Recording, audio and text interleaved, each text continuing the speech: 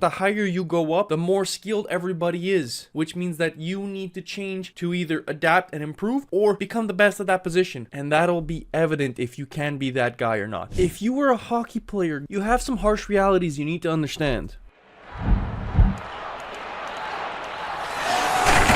If you were a hockey player going into your first year of junior hockey, you have some harsh realities you need to understand. First things first, if you are a rookie in junior hockey, please don't come in with a veteran attitude. Don't come in thinking you run the locker room, that you're the big hot shot, and that you can do whatever you want. You are a rookie. There is thousands of players that want to be in your spot, and will take your spot by Christmas if you don't put in the work. Which means that every practice, you got to be the first one on the ice and the last one off the ice, doing the extra reps, asking coach, what else can I do to improve? What else can I do to get extra ice time? Showing that you want to be engaged and you want to be there, because I promise you there are thousands of players that want to take your spot. They are training and waiting for somebody to mess up so that they can get the call back and say, you got a second chance, buddy. Now, the second thing is, you might not be in the role you want to be. You may no longer be the skill guy, the scoring guy, and if you're not willing to accept that, you will not have a spot on that team. And I say that wholeheartedly. A lot of kids can score goals in U18 AAA, in U17 AAA. A lot of kids can score goals. When you get to junior hockey and you play versus grown men, 19, 20-year-olds that have been in the gym 3 or 4 years, that have been in the league, that have seen what it is to play there and dominate, that are committed or uncommitted, you'll very quickly learn that you might not be that guy anymore. And that's okay. Learn to adapt. Learn to get better in other areas of your game, and who knows what will happen. I'm going to take an example of a past teammate of mine, Maxim. I'm not going to name full name.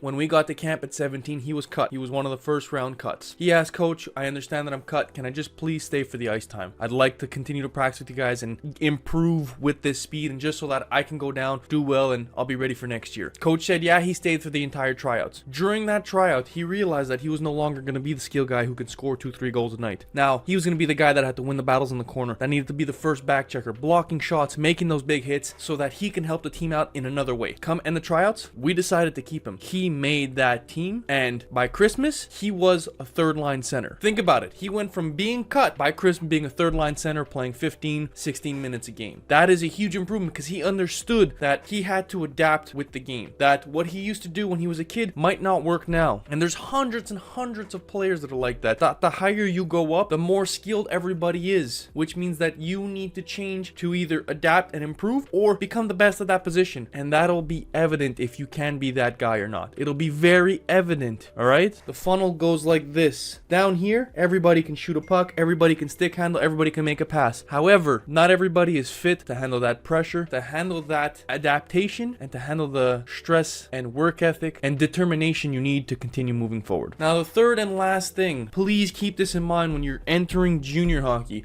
It's a very long season. Very, very, very long. You're on the ice every day, you got road trips every weekend, and you need to manage that. The ups and downs will happen, all right? We call it being even keel. You have a great game, you get a hat trick, good for you. The next game, you can't walk in thinking, oh, I got a hat trick last game, it's good to go, I'm easy peasy, I got this now. Not gonna be like that, all right? Junior hockey is a very rocky season, very rocky part of your hockey journey. It's gonna be up and down the whole time, and you need to learn to manage that. You had a great game, good job, all right? But once that game's over and you go home, it's time to flip the page. You get back to work the next day. You're still the first one on the ice, you're still the last one off the ice. You're still doing the extra reps. You're making sure that that wasn't a one-hit wonder. You can continue to improve and develop your game. That is the difference between those who stick it out through junior hockey and get committed, and those who only play a couple games here and there and are always looking for new teams, all right? Do not let your ego or a good game or a bad game define your season. It's a long season. You might start as a healthy scratch in the first month, but come into the season, you might be a second line forward.